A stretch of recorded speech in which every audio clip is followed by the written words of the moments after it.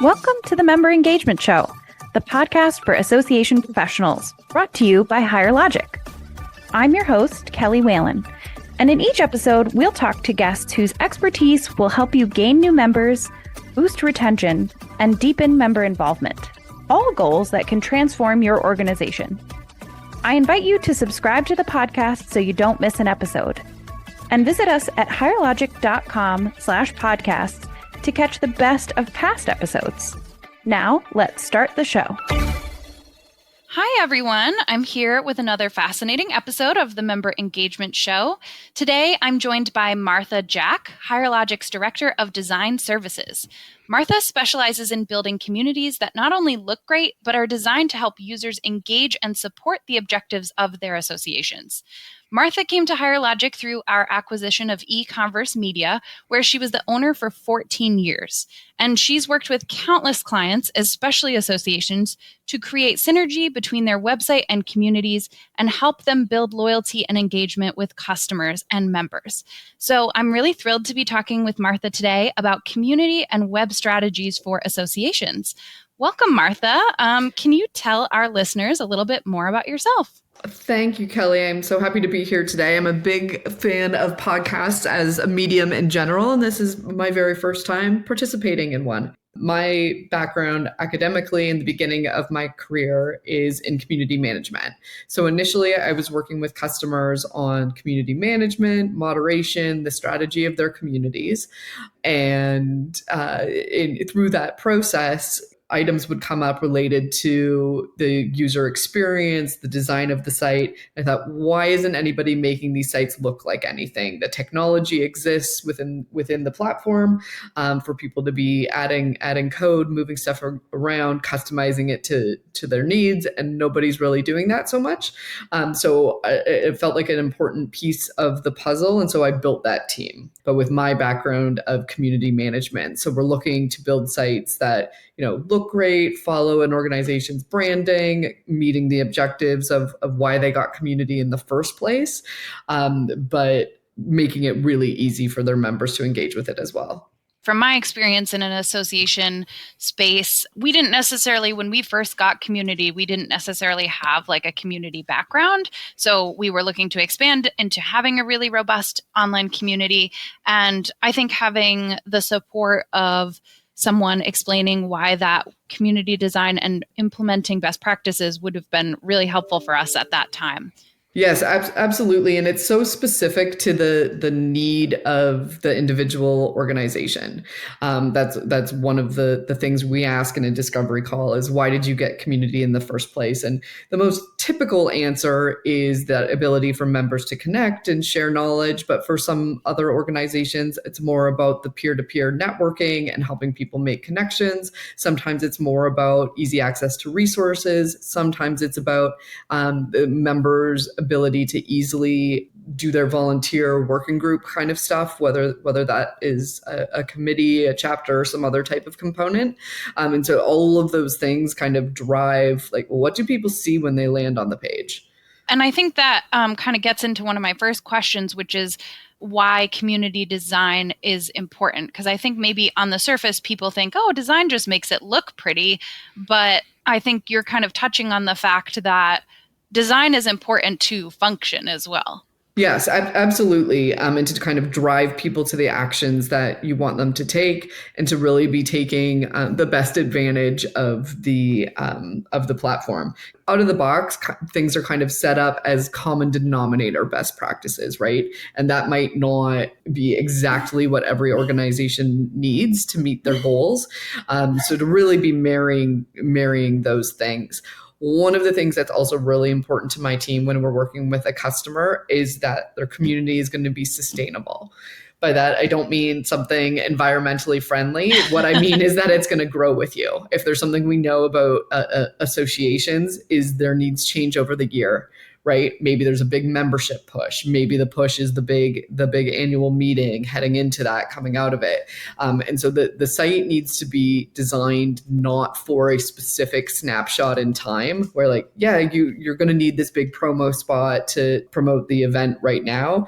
it needs to be something that's going to be more flexible. When the event's done, what's going to go in that place? And so that's something that we definitely consider too, is how can this change? How can it be easy for the organization to update moving forward? Yeah, absolutely. And I think that's so important with so many associations where the staff is kind of having, like, they wear multiple hats. I feel like that's the phrase I always used to hear in the association and nonprofit world. Like you're doing 6 different things. So having a community platform and having your community designed in such a way that it enables you to do your work really in a streamlined way is so important. Yeah, and there's lots of opportunities and things that we can do to automate stuff. Big fan of having things kind of work while you sleep. It might come across in conversation and discovery that someone wants an area where they can be doing a member spotlight, right? Where they can be highlighting a particular member and work they're doing. And in some ideal situation, would that be something that you update every day? Maybe. Is that going to happen? No. But there's things that we can do to maybe it randomizes, right? So maybe you can add information about 5 different members, and every time the page loads, it's going to pull information about a different one. So the page will look like it's being updated, but not something that you need to, go in and do on a daily basis. So there's lots of opportunities to look for things like that to do. And then just the nature of community, we have all this user-generated content. So let's lean heavy into that so that our members can be updating some of the site for us. It seems like great design of your community kind of optimizes that service that your community is providing, because it's allowing your members to connect and share and grow. And it's also making it really easy for members to find the different things they might be looking for in the community. Mm-hmm. Finding what information they need is huge. And that's a question we always ask in Discovery too, is like, what's your frequently asked questions? What are the things that people call your office about or emailing you about that you're answering kind of one off, that maybe we can get rid of some of those questions by it just being so easy to find the information. And a lot of people, they know that list. Right? It's like they can't find these specific templates that people are always wanting. We're constantly sending out meeting agendas and meeting minutes. And so to just give really easy access to that. Also to personalize it with, like, we know so much about the members, right? We know everything that might be coming over from AMS or a CRM. We know everything that they're doing in the community. We know everything that they're not doing in the community. And so if I am a member who happens to be serving on a committee, let's have some UX that's like my committees. And only people who happen to be serving on a committee see that prompt. Once they're no longer serving on a committee, that'll drop out. So kind of thinking ahead to some of those things and what some specific personas might need to be seeing.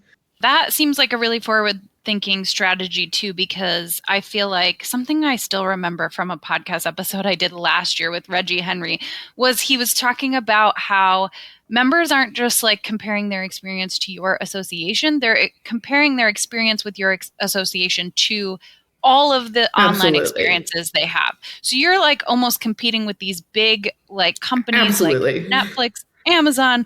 And so it can be easy to think, well, I'm just an association. I don't have to do like every wonderful, nice thing, but the things that you can do, you should do, because like that personalization, I love that you mentioned that. I think that's so important to members.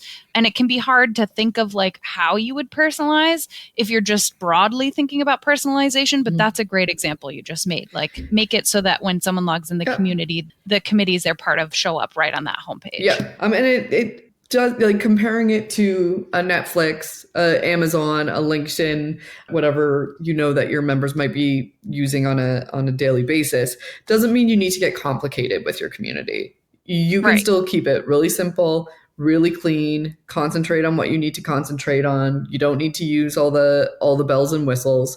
In fact, I would encourage people not to, right? I'd encourage people to like, okay, at launch, you don't need to have some sort of like big gamification program. You don't need to have some sort of big blogging program. You can at a later date say like, hey folks, now we're opening up blogging for members to participate and do their own posts. Gives you another opportunity to market the community.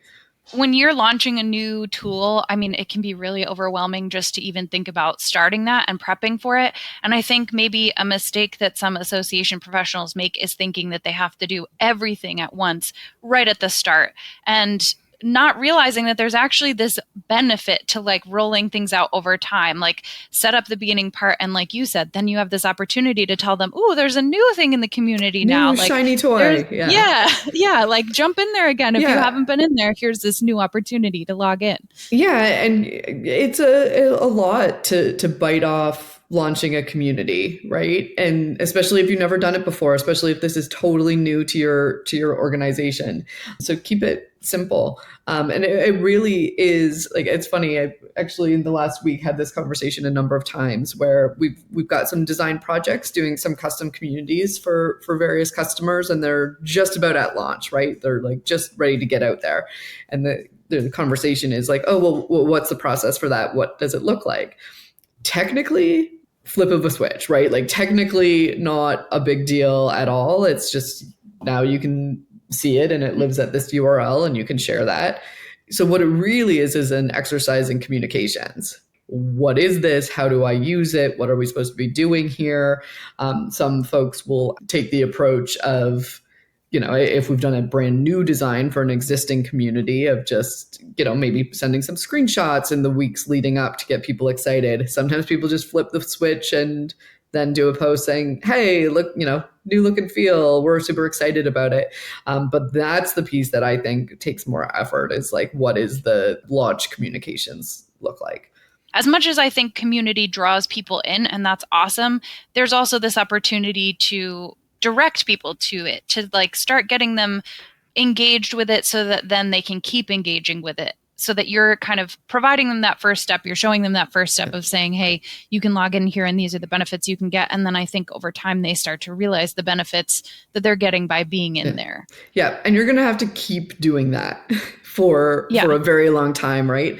If your org is doing something like a membership survey, and they're saying, okay, well, do you know that we have this benefit and kind of measuring awareness of the various member benefits that they offer, and I'll hear from people like, man, we've had this community for this many years and we're promoting it so much. And there's still people who like don't even know that it exists. So to have like a new tool, new functionality, new something to kind of promote, you never know what's going to draw somebody's attention. That's one thing I know about community management, is in the launch and planning and lead up, we're going to make a lot of assumptions, right? About how your members are going to receive it, how they're going to use it, what they want there. And maybe in a silo, maybe not. Maybe you have a communications committee or something that you can kind of loop in on things. But then when it gets out there, you're going to have to pivot, right? And listen to the feedback and pivot appropriately.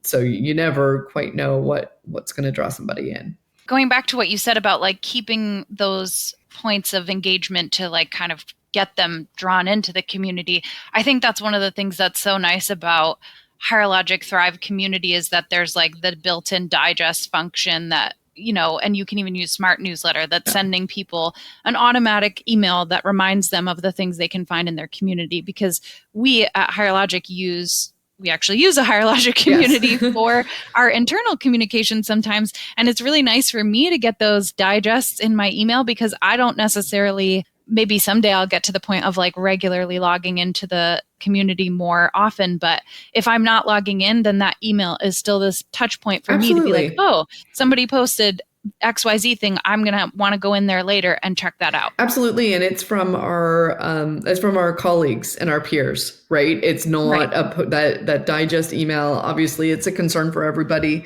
They don't want to hear that their members perceive that they're sending too much email. But in my opinion, those digest emails fall in some other category, right? They're not a push out from the organization. Do they have the organization's logo on it? Yes, but they're not from the peers, and the peers have kind of originated the conversation. I think these are a lot of really good tips about sort of community value, community management, and bringing it back a little bit more on the community design side. what are some of the common association considerations and concerns when you're working with folks and they're thinking about their website and online experience that they provide to their members? Yeah, absolutely. I think one of the big things, and especially if you're looking at a community platform, is different than the platform your website is on, right? You've built your website on whatever platform you've built your website on. And then you probably have a number of other web presences, right? Maybe you have a community, you have a career center, you've got your social presences, maybe you have an LMS. And so as your members work their way through all of these platforms, how do they still know it's you? Right. And you can keep that really simple with, well, our logo's on here and, we have some, kind of common things that we do, but there's a lot of degrees to which you can take that. I am, having done this for 14 years, I am still blown away by how much difference matching fonts make. It seems like a small detail, to change something from a default font, but it makes a huge difference. That is a change that can really go a long way. And so a font, the footer, your buttons have round corners or square corners. Maybe you have some other very specific design elements you use in various places, filters on images, maybe you have buttons that have arrows on them, that kind of thing. We can bring all of that into the community experience as well. I often explain it as if we were to compare your website to the community, we want it to look like a cousin, not a sibling.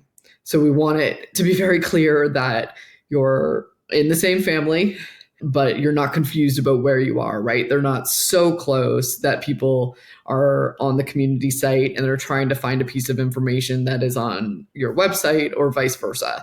And then how do we pass people back and forth between these things? What is a logical way to be on the community, get back to the website, get over to the LMS? And so we can do that through design elements and we can do that through the navigation. I mean, I know maybe I'm somewhat unique in I have like the marketing background. I have a degree in English and communications. I've done some design courses and such. So for me, font, having your brand colors, having the correct logo, having consistency is something I'm always looking for, but it's not necessarily something that everyone is an expert in. So I think it's really helpful having, when you're setting up your community, having that kind of guidepost of saying let's look for these items that can really make members realize that they're still within your association. Yeah, totally. And just some kind of basic principles of, we don't want the entire thing to be text, right? We want, where can we break up the text with some images? There's a lot of stuff within community that is just necessarily text heavy, right? It's people having discussions, which are text-based. It's, feeds of event listings and resource files and blogs. There's a lot of text. So where are the places that we can break that up? And then when you're doing not so much widget related things, but just a block of text, people don't need to know all of the things, right? We very often get content provided to us to put in a site and you're like, this is real long. You need to make this 2 sentences, not 6. Things like looking at the amount of text that's on there, what's the balance of the page? You also don't need to put all the things on the homepage. That's a thing people struggle with is, what's above the fold? How do we, make people see all the things? There's a concept in design of the paradox of choice. And I think this is the best way to explain it. When you go to the Cheesecake Factory, Kelly, have you eaten at the Cheesecake Factory before? I have. Oh. And I think I've heard this analogy too, so I'm excited. So at the Cheesecake Factory, that menu is bananas. That menu is pages and pages and pages, and they have every food you could possibly want, every genre of food. There's 4 pages of different cheesecakes. So you have to take the time to actually read through that and make your choice. And if you're like me, you probably flip through, you get the overview, you come back to some specific sections. But it's going to take you a while to make the choice because there are so many choices to have. Conversely, if we walked up to a food truck and they were like, you can have a hamburger or a hot dog, those are the options here, that's going to take you a second, right? So if we present everything on the homepage to a member that's here's all your communities and the discussions, and all your featured contacts and all of the events. And here's our journal. And don't forget to sign up for this and participate in the volunteer program, all of the things. They don't know where to go. So they need our help to be like, what should I be concentrating on? What's the most important? Maybe instead handle it like we have one spot where we feature a thing, and that featured thing's going to change, right? In this month, it's our volunteering opportunities because we're looking to get new volunteers for our committees. In this month, it's asking people to submit sessions for our upcoming annual event. So we can't get everything in front of people. And so that requires making some strategic decisions there. I love that you compared it to the Cheesecake Factory. The one I had actually heard, and the reason that I had heard that one of the reasons Trader Joe's is really successful as a grocery store is because of what you just described. Like, because a normal grocery store, you go in and there's like so many different brand options. You can buy like 6 different kinds of pasta. Yeah, there'll be like this whole wall of peanut butter. And it's all peanut butter, but this one has no sugar and this one has no salt and every variation you can think of. Yeah. And I also like that you kind of, the way you framed it, it's both this design choice, right, to not overwhelm the user by putting absolutely everything in front of them. But it's also, again, that opportunity to plan ahead and say, I'm going to showcase this thing at this time, and then I'm going to showcase this. And that, I think, keeps the community feeling really fresh for your members too, that they have, when they go in, it's not always like, here is absolutely everything the association offers. It's, here's the thing we want you to think about right now. Like maybe that's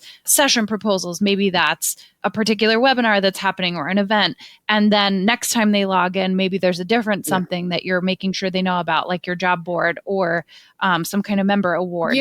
So I think that's like an exciting way to look at it instead of seeing it as like a limitation. It's like this exciting way to say, how are we going to create a fun new opportunity for the members? Well, and that gives them the reason to come to the site. If the site never really changes because it just has all of the things all of the time, I don't need to go so much. But if I need to log into the site or go to the site to see what does the association think is the most important thing I can be engaging with right now, then I have a reason to go there. It's a bit of a personal pet peeve for me. I'll admit this when I come back to a site that we've designed a year later, several years later, and it looks exactly the same. Like the images haven't changed out. We build them in such a way that they can just be switched out, and there's training for how to do so. And to be honest, my team doesn't have any different access level to customer sites than the customer. Like we can access all of the same things. So I think just something even like changing the hero image occasionally or whatever, just like can make a big deal for people. I think pivoting a little bit to talk about, I know some associations, like their community is entirely separate from their website, but I've seen some really like highly successful organizations that kind of have their website and their community a bit more combined into one platform. And I wondered if you could talk a little bit about the benefits of doing something like that, of combining your community and website into one platform. I love when that works out. And I think that it is great for a few reasons. One, just one site to upkeep, right? Just one site to, you're not updating the footer over here and then over here. So everything's in one spot. We can do a lot to control who sees what. We can do a lot with teaser content, which I think is really important in that context for, showing where appropriate, showing a little bit of a discussion post before anybody's logged in to show what members are talking about. And, maybe someone's going to see that and say, hey, I've got the same issue as well in my job, in my industry right now. I wonder what people are saying about that. And then to be presented with the fact that like, hey, there's a wall here because you need to be a member to participate. Maybe they see some names of some people that they happen to know within the industry. So you can kind of take advantage of that a little bit. It also becomes this one-stop shop. We're just like, go to this one URL. And that's, all of the things that you can engage with our organization. The chances are most people on their public facing website, they have some resources that they're sharing openly with everybody, right? Whether that's a case study or something else. And then they also have resources on the community, right, that are behind login. Maybe those things are more members sharing with each other. But I think that gets around the, oh, I'm looking for this resource. Where is it? What site am I on? When we build the community right into an organization's website, search is also picking up all of that, right? So maybe the answer to a user's question is from a page that you've put out there, but you and your team can also only hold so many webinars and so many events and put out so much research. So the answer to their question also might come from a discussion post where their peers are talking about something. And so taking this approach of the one-stop shop kind of brings all of that together for, just a huge body of knowledge that's going to grow over time. I really like the way that you've talked about that in terms of like having that streamlined tech stack and that cohesive member experience, right? Because you're not, as a staff, you're not having to maintain multiple different things. And also you don't have to know how to use like 2 different tools. It's kind of all in one place.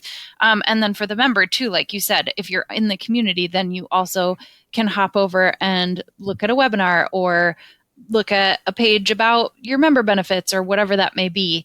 And the SEO value too, that's a really good call out because I feel like, and I'm forgetting the name of the customer, but we definitely have a customer where their community like skyrocketed their SEO because obviously their community members were talking about things that were highly specific and important to their membership. So then having those keywords on their community site was drawing other people in who had those same questions. So I feel like that's such a wonderful use case. Not to mention the streamlined tech stack thing. We also have a customer story on our website from, I think, IPWEA that built like not only their main site, but like their event microsites using their community so that everything is like this whole similar experience for their members. Yeah, absolutely. And there's just some UX that's just platform specific, right? Like search is a great example. How search works in HireLogic, the faceted search where I'm doing a search and then I can narrow down by in this community from this person, this type of content. That is a very particular style of search. If you're using various platforms, then the search on your public-facing website might act differently. And I think that just really brings it all together. And people don't need to learn 2 systems and how things are interconnected. I always say to customers, your members are never going to hear the term HireLogic. Right? Like HireLogic should not be the name of your community. It should be, organization name Connect or Network or Community or something. And so it's very clear to everybody internally, this is on HireLogic. It lives here. It acts in this way. This is our website. It's over here. It acts in this way. Maybe they're connected via an AMS, maybe they're not. Nobody else knows that, right? Nobody else knows how they're different or what lives where. So let's get rid of that confusion by combining them where possible. That makes so much sense and is also, I think, underscores the importance of design like you were talking about earlier, that you don't want a question coming from your members about why, oh, I'm on this page and it's different than this other page. Why is that? Like, you don't want to have to explain to them, oh, well, we host our website on WordPress and we host our community on HireLogic. Like, that's not something you want. Your members don't need to be thinking about that. Yeah. So what would you say are some of the key website and community design trends that associations should think about incorporating or that you've seen kind of in the association world or even the world beyond? Yeah, I think one thing that we're seeing a lot and trying to drive people towards is getting rid of the carousel as a UX element. I find that it kind of becomes a little bit of a crutch, right? It's just like, well, everything that is important, it will get its own slide in the carousel. And then you come and look at the site and it is 9 slides deep. Right. And nobody's going to be looking at all of those. And so the solution to how do we promote X, how do we get people's eyes on Y can't be let's give it a slide. I've also seen it become very political, right? I've also seen it become very like, well, advocacy has a slide, so membership needs a slide, and kind of that whole thing. And so I think, oh my God, you're literally describing my experience both with our community and our website. Yeah. So I think the alternative there to the carousel is just to have like a really strong statement at the top that's like, here's who we are in a couple sentences. Here's what this is. Here's what the community is, what you should be doing here. We would often have 2 kind of call to action buttons there, like log in, join, or log in, more info. So I think taking that approach is much stronger than this slide that nobody's going to sit through. And people are like, okay, we gave a slide to this thing, check that box, where it's not really that effective. And studies kind of show that as well, that once you get past a certain number, nobody's seeing that. Sometimes we'll also take the approach too that strong header, we randomize. So maybe there's 3 different treatments, 3 different messages in there, but they don't move. Just whenever the homepage is reloaded, there's a different one there. So we'll do something like that sometimes too. I think, we've been talking about this for a while, kind of since the late 2000s when social media became more of a thing.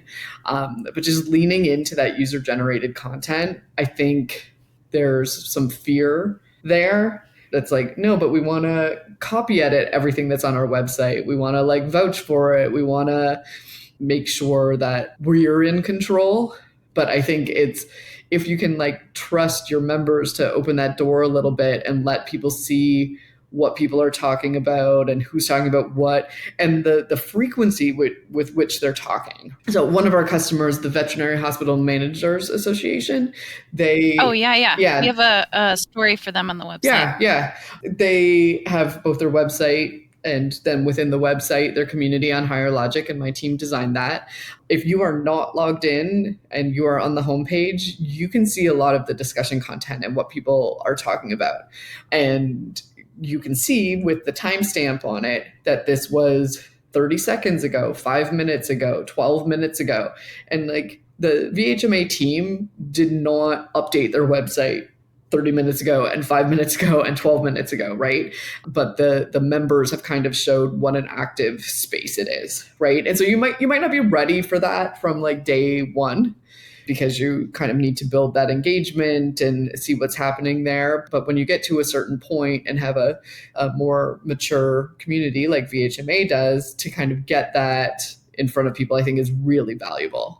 That makes me think about how important it is, especially for the next generation of members, that your organization is really authentic and seems like a place where they can just be themselves, connect with other members who are doing a lot of the same work as they are. And that's not a brand new concept. Obviously, members have appreciated that kind of connection for a long time. But I think that authenticity has become incredibly important. And I think there's a appetite from consumers and from potential members and your existing members to not have to have this perfectionism. They would rather be able to really engage with each other, see what each other is talking about, and have that access to really current information of things that people are worried about, like you're saying with the VHMA community, where they can see 30 seconds ago, this person was thinking about this thing that I'm also really worried about, which might be new news in the space. It might be a question that comes up a lot. Who knows what it is, but I think it's a lot more relatable then for your membership that these are just real people doing the same job as them. Absolutely. And I think, the VHMA example maybe doesn't fit as well here, but there's a lot of associations that their members are remote now. And so just on a very day-to-day basis, they've lost that connection of seeing their colleagues, being in the office, talking around the water cooler. And so how can the association and the association's community kind of fill that void a little bit, right? Where it's you're not just asking your colleagues around the lunchroom about a specific thing or how news is going to affect your specific industry, but you can ask a much wider group than that. Yeah, that's a really great point. That kind of associations are in this perfect position to like fill that gap that exists now. Yeah. I would say that for myself too. Yeah, and I often think of people who are more junior in their career, whatever industry they might happen to be working with. They're not necessarily the people that like get to go to the annual meeting or have budget money to attend every webinar or whatever the case might be, but they can engage in their own way via the community whenever, wherever they want. If you think about depending on your industry, think about what their day looks like, right? If my members are teachers, they're in the medical space, they're not sitting at a computer all day, every day. They are on their feet doing their jobs in a hospital or a school. They don't interact with maybe like their email and their community in the same way that people at their desk all day might. I can think of an example where a community launched. We're having some engagement issues. And in thinking about it and talking with the members, the solution to the problem was, hey, the digest email, it needs to come out at like 10 a.m., not in the wee hours of the morning. Because if you're a doctor, very first thing in the morning that you're doing early is you're doing rounds in a hospital. And so any email you get before then, when you finally sit down at your desk, unless it really grabs you, you're just going to delete. But if you've after you've gotten back to your office, and then you get that email after that like kind of crazy rush of the morning is done, then you're in a better place to be receiving and engaging with that information. I think that goes back to something I read that you posted on the HireLogic user group community, which is our customer community. And it was about how the design of your site should be informed by the information you know about your audience. So like their demographics, their objectives, or even like you just said, their schedule. So I think using what you know about your members to influence your design comes full circle right there in the example that absolutely. you shared. And sometimes I'm a little surprised by how many orgs don't have that information, to be honest, just about like how people would prefer to receive information, what kind of jobs they're doing, just all of that stuff can kind of be brought together to serve members in the best way. That reminds me too of like the industry that my association served was a little less like tech savvy. So there were things that we used to do that maybe other organizations might not do. Like, well, I know like mobile design of our emails wasn't quite as like imperative for us because we had almost none of our members looking at things on mobile, but I wouldn't necessarily use that as a piece of advice because I think you're just better off like making yourself prepared for mobile. But I think, we thought about, I don't know, if we thought our members were older, then we're going to definitely think about the size of the font that we use or the contrast of the text. Like that's where I feel like you're getting into more like accessibility too, which I think is really important for community design. Yeah, all of those accessibility considerations are going to make the site better for everybody, whether they happen to be using assistive technology or not. Sometimes organizations will have a big contingent of retired members, right, who are just like so super involved during their careers. They now retired, but they're still participating in whatever way. And so let's consider that maybe the font should be a little bit bigger and we should pay more attention to the color contrast, and it'll make it better for everybody. But you might find that those are the people that have the time to be engaging in the community and participating in a different way in more of a mentoring type role. Well, I feel like I've learned a lot and I really enjoy talking about community design with you, Martha. I feel like I've heard a lot of tips that I think could really help associations. And as we kind of wrap things up, I'm wondering, are there any other like pieces of advice or thoughts you have about community design that you want to share with our listeners? I think one would just be to keep it simple. Concentrate on the user and what they need so that it's not so much a distraction from the content, I think would be one thing. Also, that your website or community or combination, whatever route you decide to go, it should never be finished. And people have a hard time hearing that because it is a checkbox on a list of like, okay, by the end of Q2 of 2024, we're going to launch a new website. Launching it doesn't mean it's done. obviously, there's going to be some other initiative or priority that people's attention turns to, but it should keep changing. It should keep evolving as you get feedback, as trends change, as your needs change, right? Like I think we saw over COVID that events, which may have been our biggest ticket item where a lot of our revenue was coming from, all of a sudden didn't exist in the same way, right? And needed to get creative. And so did your site reflect that? Did how you were talking about things, what you were promoting, where you were promoting them, did that change? And so I think if you think about it as not like everything needs to be just so perfect out of the gate for day one when we launch this thing, and then we're going to back away slowly and just let it kind of coast, but more like, no, we need to get this up and running, and then we can, we're going to keep finessing it and incorporating feedback from there. Thanks, Martha. I feel like those are really good trends for associations to keep in mind as they think about their own community design. And I really like what you said about it never being done, because I think that's something that, like you said, you're thinking about checking off a box, but that your community strategy and your community design is like an ongoing strategy that you put effort into. So for our listeners who might not be familiar with HireLogic Thrive Design product offerings, could you share a little bit about the HireLogic Thrive Design website and HireLogic Thrive Design community offerings and kind of the process a customer would experience if they use those services? For sure. So the first one you mentioned, HireLogic Thrive Design website, is meant for customers that want to combine their publicfacing.org site with the community. We have a best practices template that we've built for that as a starting point from which we personalize it with the customer. After the discovery phase, we move into a content phase. It's really important to us that we get eyes from the organization on every single page on the website.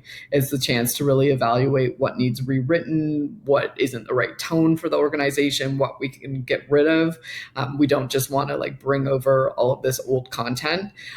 So through that, we're doing an inventory of your current site and what the pages look like, working through the information architecture, migrating some of the content. Then there's the design phase where things are personalized to the needs and objectives of the organization. We're building that out in your HireLogic environment, and then doing a training with the appropriate team members to be able to maintain and update that going forward. And then we switch more into a support mode. For HireLogic Thrive Design Community, that product is meant for organizations that want their Thrive community to very closely mimic their public-facing website. So we're looking at the public-facing website and identifying all of the key design elements that have been used there. Fonts, colors, the footer, what does a button look like? What does the hover state look like?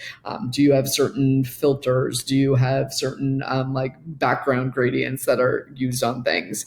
And we're taking all of that information to inform the community design and then bringing the community management eye to the table of why did you get the community in the first place and how can we lay out the pages, both the public facing page and then member home with the activity feed after the user has logged in. So that's really driving people to what is important to the organization. That sounds super helpful, especially I think for teams that maybe don't have the on-staff expertise or time to work on those things. I think it really helps having a team of folks that kind of do this every day. Yeah. And I think that's what we bring to the table. We've done this hundreds and hundreds of times for different organizations. If chances are, if an organization says, well, we have this use case, how should we handle that? We're going to have some examples of how it's been handled in the past. Awesome. Well, Martha, thank you so much for coming on the show. I want to say again, I feel like I've gathered so many great tips for community design and community management and just some stuff that associations can be thinking about. Thanks so much for having me, Kelly. And for our listeners who want to learn more about community design, we have a community lookbook of association communities that are built with HireLogic, whether they're built out of the box or built with some additional design elements. And we will link those to our HireLogic.com/podcast page, which I will put in the show notes. On that page, you can also find recent resources for associations around marketing best practices and association management. So again, if you visit HireLogic.com/podcast, you can find those resources.